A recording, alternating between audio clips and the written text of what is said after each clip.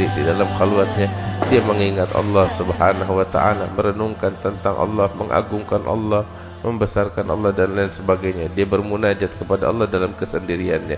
Nah, itu adalah zikir dengan sendiri. Terkadang orang suka berzikir bersama-sama, duduk sama-sama mengingat tentang Allah Subhanahu wa taala, mengenang Allah, menyebut-nyebut tentang karunia Allah, bermunajat bersama-sama kepada Allah Subhanahu wa taala. Nah, ini yang disebut dengan ijtima' li dzikrillah, berkumpul di dalam mengingat Allah Subhanahu wa taala. Dan kedua-duanya adalah hal yang dianjurkan di dalam agama. Di dalam hadis sahih Rasulullah sallallahu alaihi wasallam beliau bersabda di dalam hadisnya, majtama'a qaumun fi baitin min buyutillahi yadhkurunallah. Tidak berkumpul sekelompok manusia di rumah Allah, mereka sama-sama berzikir kepada Allah. Di sini Nabi Muhammad sallallahu alaihi wasallam menyebutkan mereka berijtima', berkumpul. Untuk apa? Sama-sama mengingat kepada Allah Subhanahu wa taala. Rasul mengatakan orang yang berkumpul berzikir mengingat kepada Allah, illa nazalat alaihimus sakinah, Allah turunkan kepada perkumpulan mereka, kepada mereka semua as-sakinah, ketentraman, wal hasanah, kebaikan juga diturunkan oleh Allah Subhanahu wa taala. Illa nazalat alaihimus sakinah, diturunkan ketentraman oleh Allah, wa ghasyiyatuhumur rahmah, dan mereka diliputi oleh rahmat dari Allah Subhanahu wa taala, wa haffathumul malaikah, malaikat ikut hadir bersama mereka. Masya Allah, ini kita lihat hadir banyak banget di sini. Ambil kabar yang enggak kita lihat, jauh lebih banyak yang hadir. Para malaikat, mereka adalah makhluk-makhluk yang mulia di sisi Allah Subhanahu wa taala. Kemudian wa dzakarahumullahu fi man indah, dan Allah akan menyebut perkumpulan semacam ini di hadapan para malaikatnya, makhluk-makhluk yang ada di sisi Allah Subhanahu wa taala. Ada di dalam hadis yang sahih disebutkan oleh Rasulullah sallallahu alaihi wasallam. Dalam hadis yang lain, Rasul sallallahu alaihi wasallam beliau menyebutkan di dalam hadisnya, ana 'inda dzikri 'abdi bi wa ana ma'ahu hina yadhkuruni, fa in dzakarani fi nafsihi dzakartuhu fi nafsi, wa in dzakarani fi mala'in dzakartuhu fi mala'in khairin min mala'ih. Wa ma taqarraba ilayya 'abdi shibran illa taqarrabtu ilayhi dira'an, wa idza taqarraba ilayya 'abdi dira'an taqarrabtu ilayhi ba'an, wa idza atani yamshi ataituhu arwala. Rasul sallallahu alaihi wasallam bilang di dalam hadisnya tentang perkumpulan zikir secara khusus, bahwasanya aku, katanya Nabi Muhammad bilang bahwasanya Allah berfirman di dalam haditsul qudsi, wa hadzal haditsun sahih, hadis yang sahih yang diriwayatkan oleh Imam Bukhari wa Muslim.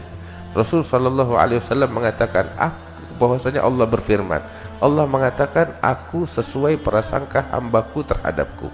Apa maksudnya? Kita ini dianjurkan untuk berprasangka baik kepada Allah Subhanahu wa taala. Kalau kita berprasangka baik kepada Allah, ambil kabar gembira, Allah sesuai prasangka baik kita kepadanya. Maksudnya bagaimana? Kita sekarang punya husnudzan sama Allah. Ini saya kumpul di majelis, harapan saya dan saya husnudzan, dosa-dosa saya diampuni nama Allah. Ini kan prasangka, harapan nama Allah. Dan apa katanya Allah? Aku sesuai dengan harapannya. Aku sesuai dengan prasangkanya, kata Allah. Kalau ada orang suudzan nama Allah, ya saya nggak bakal diampuni nama Allah. Ambil kabar, Allah juga nggak mau ngampunin. Makanya ulama bilang, atau di dalam riwayat disebutkan, khaslatan laisa fawqahuma syai'un minal khair, husnudzan billah wa husnudzan bi'ibadillah, wa syai'an aw khaslatan laisa fawqahuma syai'un minas syarr, su'udzan billah wa su'udzan bi'ibadillah. Dalam riwayat disebutkan bahwasanya dua perkara, enggak ada yang lebih baik di atas kedua perkara tersebut. Apa itu? Husnudzan, berprasangka baik kepada Allah, dan berprasangka baik kepada hamba-hamba Allah. Dan dua perkara, enggak ada lagi yang lebih buruk dari dua perkara tersebut. Apa itu? Suudzan kepada Allah, berburuk sangka kepada Allah Subhanahu wa taala, dan berburuk sangka kepada hamba-hamba Allah Subhanahu wa taala. Gini saya kasih contoh. Ya. Kita datang ke satu orang. Kita udah bahasanya pesimis ya. Udah pesimis duluan. udah suudzon duluan. Ya, saya datang mah nggak bakal dibukain pintu, nggak bakal dihormatin. Ya, ini orang yang kita datang kepadanya tahu perasaan kita kayak begini, dia bakal buang muka. Ya, itu udah suudzon sama gue, ngapain gue hormatin? Iya kan? Tapi kalau datang dari awal udah punya harapan besar, suudzon nih orang baik, ini bakal menghormatin kita. Dia pun besar hati. Ini manusia. Apalagi Allah Subhanahu wa taala, walillahil matsalul a'la. Kita husnudzan kepada Allah, datang kepada Allah, ya Rabb, nih saya datang hadir majelis, hadir maulid, harapan saya besar untuk diampuni. Allah juga senang hambaku datang kepadaku untuk diampuni, minta pengampunan. Tahu, percaya kalau dia punya Tuhan yang Maha Pengampun, diampuni oleh Allah Subhanahu wa taala. Bahkan warada fil hadis, disebutkan di dalam hadis oleh Nabi Muhammad sallallahu alaihi wasallam, idza adnabal 'abdu dzamban, apabila seorang hamba melakukan satu dosa, kemudian dia minta ampun kepada Allah Subhanahu wa taala, dia bilang, ya Rabb, ampunin saya ya Allah. Maka Allah bilang kepada para malaikatnya, alima 'abdi anna lahu rabban yaghfiru dzamba wa ya'khudhu bidzanab. Allah bilang kepada para malaikatnya, wahai malaikatku, lihat hambaku bikin dosa, tapi dia merasa di dalam hatinya punya Tuhan yang bisa mengampuni dosa dan juga bisa menghukum seseorang atas dosanya. Tapi dia datang kepadaku memohon pengampunan. Wahai malaikat, aku ampuni dosa-dosanya, kata Allah Subhanahu wa taala. Dia enggak bakal datang minta pengampunan setelah bikin dosa, setelah bikin kesalahan, melainkan ketika dia punya keyakinan Tuhannya mampu untuk mengampuni. Tuh lihat. Enggak lama baru diampunin, dia bikin dosa lagi. Terus habis bikin dosa, istighfar. Allah bilang, hambaku berasa kalau dirinya punya Tuhan yang mengampuni dosa, aku ampuni dosanya. Baru diampunin, bikin lagi dosa. Bikin lagi dosa, terus minta ampun lagi sama Allah. Allah bilang diampunin. Dia merasa punya Tuhan. Baru diampunin, bikin dosa lagi. Sampai malaikat nggak sabar. Ya Rabb, nih hamba bikin dosa, minta ampun. Diampunin, bikin dosa lagi. Terus sampai kapan begini? Malaikat nggak kuat. Malaikat nggak sabar. Tuh lihat, sampai malaikat nggak kuat. Tapi kita punya Tuhan nggak ada kayak dia deh, nggak ada duanya. Allah Subhanahu wa taala. Nggak ada duanya. Cuman dia tuh la ilaha illallah Muhammad Rasulullah. Ya, dia bilang sama malaikat, wahai malaikat, biarin hambaku, selama hambaku merasa punya Tuhan yang mengampuni dosa, maka aku akan ampuni dosa-dosanya, apapun dosa-dosa yang dilakukan oleh hambaku. Selama dia datang minta ampun, aku ampunin, kata Allah Subhanahu wa taala. Walhamdulillah, kita punya Tuhan enggak ada duanya, Allah Subhanahu wa taala. Mudah-mudahan dosa-dosa kita diampunin oleh Allah Subhanahu wa taala. Wah, kita yang penting husnudzan nama Allah, berprasangka baik kepada Allah Subhanahu wa taala. Wa hakadha. Terus Nabi bilang bahwasanya Allah berfirman, wa ana ma'ahu hina yadhkuruni, aku bersama hambaku ketika hambaku mengingatku. Allah, Allah. Aku bersama hambaku ketika hambaku mengingat aku. Ya Allah, ya Allah, ya Allah. Lihat, alangkah indahnya Allah, Tuhan yang maha agung, pencipta alam semesta, Tuhan yang maha besar kasih sayangnya, bilang, aku bersama hambaku. Kapan? Ketika hambaku mengingatku. Allah, Allah. Enggak kangen, enggak rindu sama Allah, enggak penasaran, enggak pengen kebersamaan sama Allah Subhanahu wa taala. Kita kalau mau duduk sama presiden, sama menteri, susah ini minta ampun. Tapi sama Allah, ente pengen sama Allah, pengen kebersamaan dengan Allah, mudah. Ingat Allah, Allah yang bersama kita. Allah, Allah. Wa ana ma'ahu hina yadhkuruni. Kemudian Allah bilang, fa in dzakarani fi nafsi, dzakartuhu fi nafsi. Kalau hambaku mengingat aku di dalam dirinya, dalam kesendiriannya, aku pun akan mengingat hambaku di dalam diriku. Alhamdulillah. Dan kalau hambaku mengingat aku di dalam kelompoknya, maka aku pun akan mengingat hambaku di dalam kelompok yang lebih baik dari kelompok hambaku. Masya Allah. Ini kita zikir begini nih. Kita tadi baca ta'lil, baca tahmid, berzikir kepada Allah. Diingat kita sama Allah. Diingat sama Allah. Kalau kita mengingat Allah, siapa kita? Kita ingat Allah, siapa kita? Kita tukang maksiat, kita yang jauh dari Allah. Tapi kita dimuliakan oleh Allah untuk mengingat. Bagaimana halnya ketika kita diingat oleh Allah? Masya Allah. Alangkah nikmatnya. Alangkah untungnya orang yang diingat oleh Allah Subhanahu wa ta'ala. Mudah-mudahan kita dimuliakan oleh Allah, bisa selalu mengingat dan diingat oleh Allah Subhanahu wa ta'ala. Ya Rabbal Alamin. Terus juga zikir kepada Allah, ada yang namanya zikir mahal, ada zikir ghairu mahal. Zikir yang murni, zikir murni untuk Allah, hanya Allah yang ada di benak. Seperti subhanallah, walhamdulillah, wassalah, alhamdulillah, wallahu akbar, dan lain sebagainya. Ada ghairu mahal, yang enggak murni tapi bagian dari zikir. Apa itu? Seperti kita membaca Al-Qur'an. Al-Qur'an di dalamnya ketika kita baca, iya kan? Ada ceritanya Fir'aun. Ada cerita para nabi. Ada kisahnya Nabi Adam, Nabi Sulaiman, Nabi Daud, Nabi Ibrahim. Ini kan kisah. Ini zikir atau bukan? Allah bilang ini zikir. Ini zikir. Nah, demikian halnya majlis-majlis ilmu.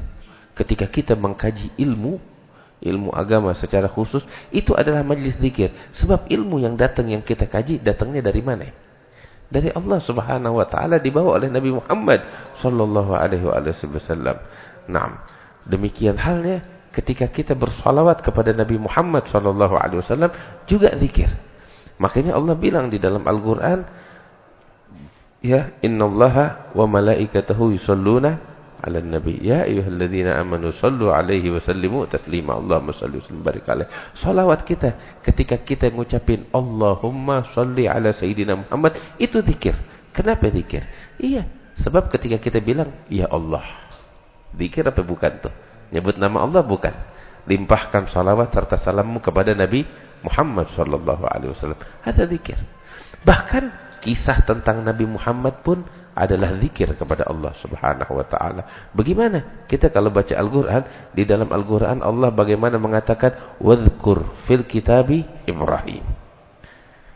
Ketika kita mengenang Ibrahim, Allah menamakan itu adalah bagian dari zikir di dalam Al-Quran. Wadhkur fil kitabi Daud.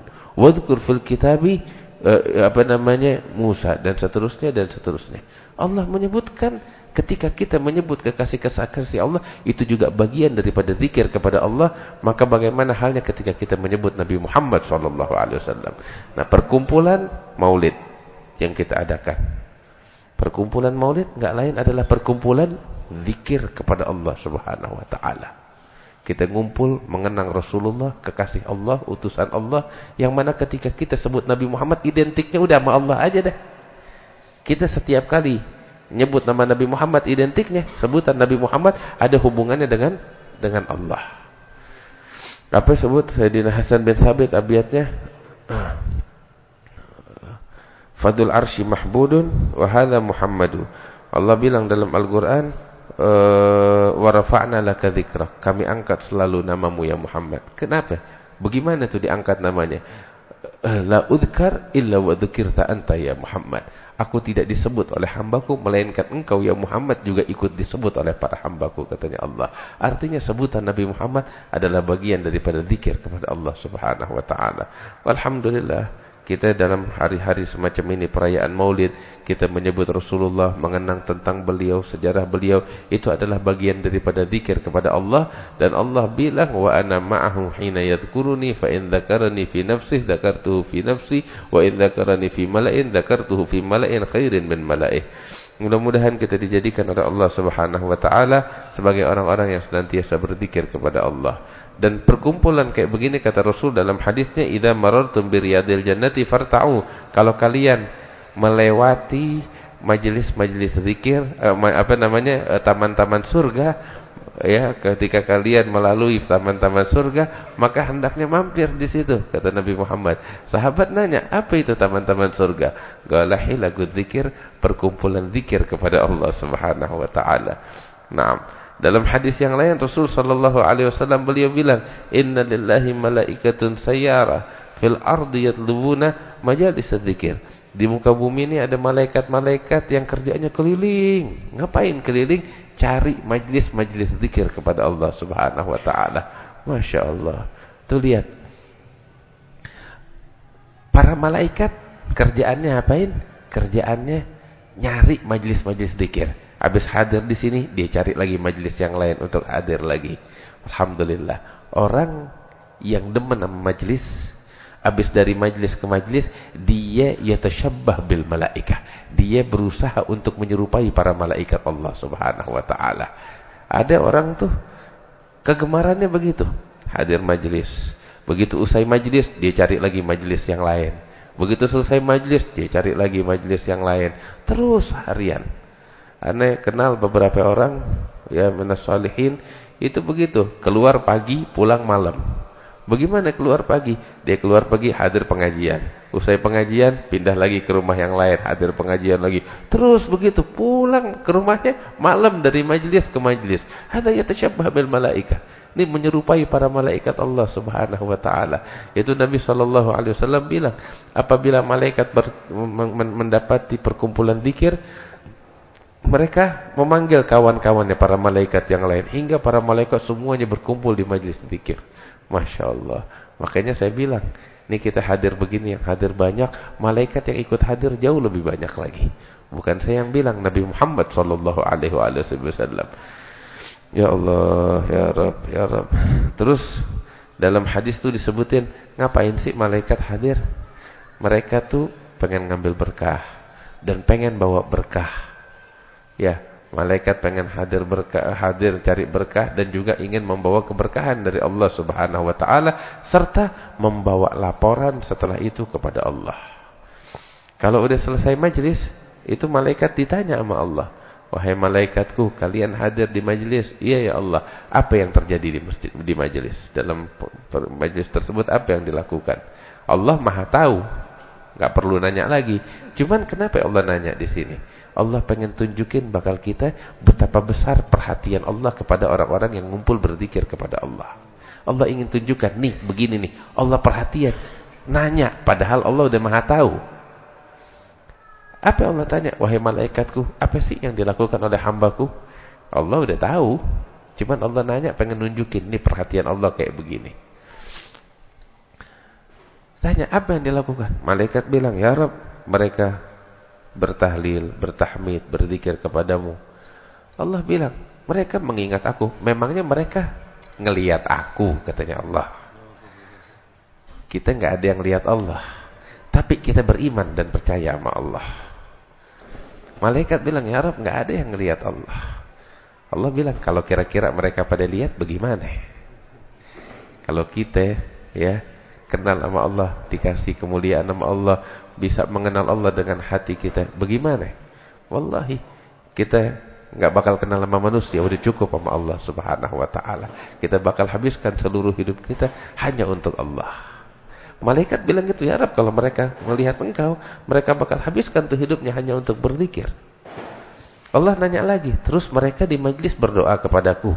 Malaikat bilang, iya ya Allah, mereka berdoa. Doa apaan aja? Allah Maha tahu, Allah mendengar doa hambanya. Cuman nanya begini sama malaikat, pengen unjukin nih Allah, sampai cari tahu, kasih perhatian besar bakal kita. Malaikat bilang, ya Rabb, hambamu berdoa ini, itu, disebutin tuh doa-doanya sama malaikat. Nah ente terserah mau doa apa, ente punya doa, insya Allah dilaporin sama malaikat kepada Allah. Pengen apa? Pengen dunia, pengen akhirat, minta sama Allah Subhanahu wa taala. Yang pengen kawin juga minta di sini sama Allah. Digabul sama Allah Subhanahu wa taala. Yang pengen jodoh, dia minta sama Allah. Yang pengen hutangnya dibayar sama Allah, minta sama Allah. Pengen apa aja ente? Minta. Ini semuanya dilaporin sama malaikat. Dilaporin sama malaikat kepada Allah Subhanahu wa taala. Makanya saya selalu bilang, kita ini kan perayaan Maulid, apalagi hari Ahad nih udah mulai maulid-maulid besar di berbagai tempat, di Habib Kuncung, di mana lagi di Empang Bogor, di Kuitang, di luar Batang, di Al-Hawi, di mana tempat udah mulai. Kita keluar tuh pasang niat, ya Rabb, nih saya hadir, nih hajat-hajat saya, nih harapan saya, husnudzan nama Allah. Ntar di majlis maulid tuh baca doa, ya Rabb, nih doa saya pengen anak-anak saya jadi orang baik, bakti, nurut, jadi orang-orang soleh. Ya Rabb, saya pengen ini, pengen itu. Saya pengen ngikutin akhlaknya Nabi Muhammad. Saya ingin jadi orang yang takwa sama Allah Subhanahu wa taala, dan seterusnya. Minta. Itu semua doa kita dilaporin oleh malaikat kepada Allah. Dilaporin. Sampai malaikat bilang, ya Rabb, di antara doa mereka, mereka minta sorga. Allah bilang, emangnya mereka minta sorga, udah pernah lihat sorga? Tahu namanya sorga.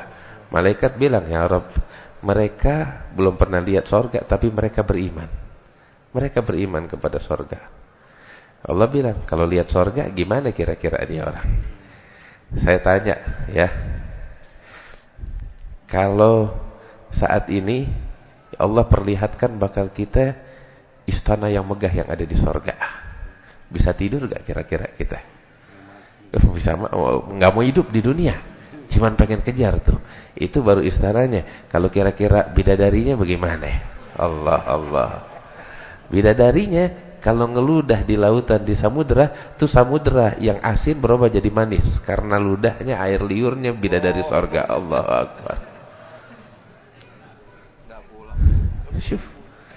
Kalau diperlihatkan oleh Allah bakal kita bidadari sorga, gimana keadaan kita? Gimana keadaan kita? Nggak mau hidup, kita pengen buru-buru mati untuk mengejar tuh apa bidadari. Allah, syuf. Tapi ambil kabar ya, nenek-nenek nggak ada yang masuk sorga. Nggak ada. Yang bilang bukan aneh, Nabi Muhammad SAW. Wah, bagaimana tuh? Kesian banget, makanya nenek-nenek yang udah rewot keriput nggak masuk sorga.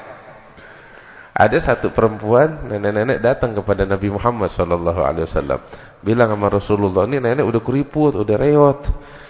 Datang ya kepada Rasulullah SAW, ya Rasulullah, doain nenek biar nenek masuk surga. Itu waktu Nabi lagi sibuk, ada urusannya, kerjaan. Dipotong sama ini perempuan, ya Rasulullah doain. Nabi bilang, ngelihat ini nenek-nenek reyot yang udah tinggal kayak ibarat bangunan puing doang. Ya.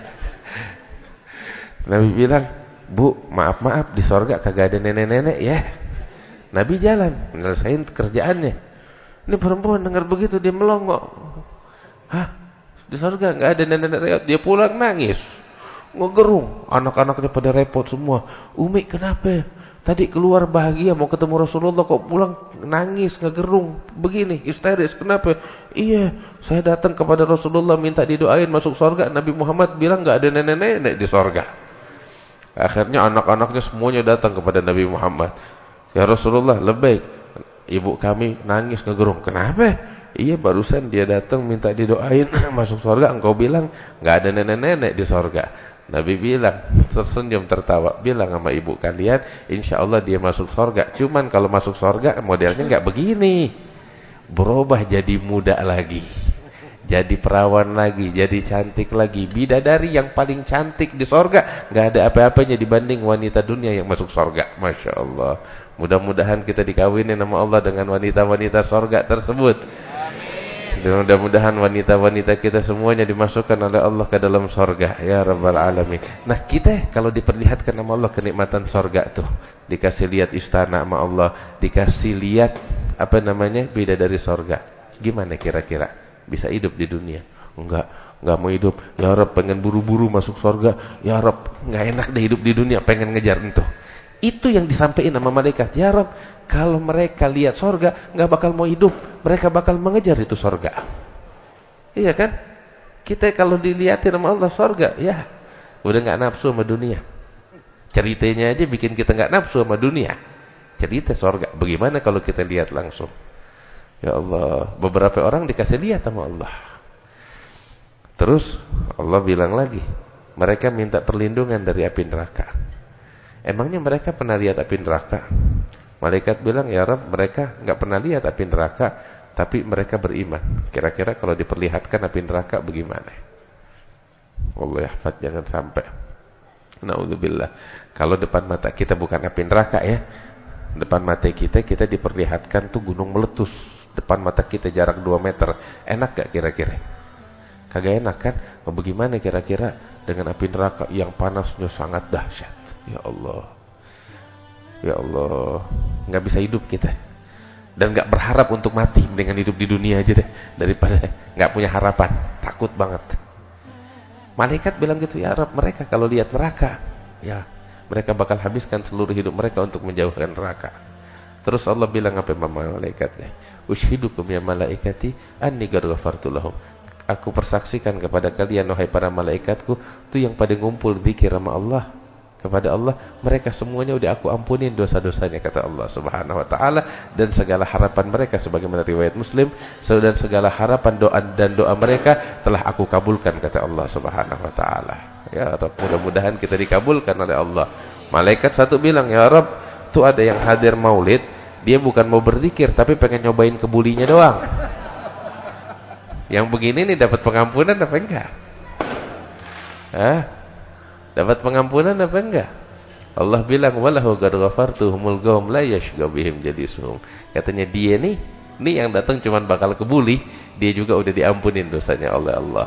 Kenapa? Sebab orang yang ngumpul bersama orang-orang zikir enggak bakal pernah rugi, hidupnya enak. Masya Allah. Mudah-mudahan kita diampuni sama Allah Subhanahu wa taala, dapat keberkahan yang besar. Maka cuman kita zikir sama Allah, ya jaga diri kita. Apalagi ini perayaan-perayaan Maulid yang bakal kita hadirin. Ya, saya pengen sampaikan sesuatu, minta maaf. Kadang orang niat macam-macam hadir Maulid. Ada orang niat pengen ngambil berkah. Maaf, ada lagi orang hadir Maulid pengen nyolong. Iya. Orang hadir Maulid, pulang Maulid sendalnya hilang. Ya mending kalau cuma sendal hilang, dompet hilang, Allah yahfad. Kadang handphone hilang. Handphone ada di kantong. Begitu sampai rumah kantongnya udah robek. Mending kalau robek-robek yang wajar, robek sama pisau. Ada gak kayak begini? Ya Allah, subhanallah. Kesian yang begini. Ente orang yang kayak begini nih, ada orang bikin maksiat, kena dosa. Tapi orang bikin maksiat di dalam Ka'bah, bagaimana dosanya? Lebih besar lagi. Nah demikian orang yang bikin maksiat di tengah-tengah majelis, dosanya besar di mata Allah Subhanahu wa taala. Naudzubillah. Apalagi ngeganggu orang-orang yang zikir sama Allah Subhanahu wa taala. Besar. Ini orang yang kayak begini dilaknat. Terus orang yang tangannya usil, demen nyolong, apalagi hadir lagi majelis orang lagi rame begitu, itu yang diambil nggak berkah. Yang diambil cuman api neraka untuk dimasukkan ke dalam perutnya dia dan perut anak keluarganya. Naudzubillah. Bakal jadi penyakit, bakal dia dunia dan akhirat. Karena itu jaga diri kita, keluarga kita, teman-teman kita, kasih tahu jangan begini. Jangan begini. Ini yang bikin ngerusak majelis, ini yang menjelekkan nama majelis, ini yang mempermalukan, yang mencoreng nama majelis. Jangan. Ya, tapi kita cari berkah. Jaga diri kita dari perkara yang haram. Mudah-mudahan kita dibimbing oleh Allah Subhanahu wa taala.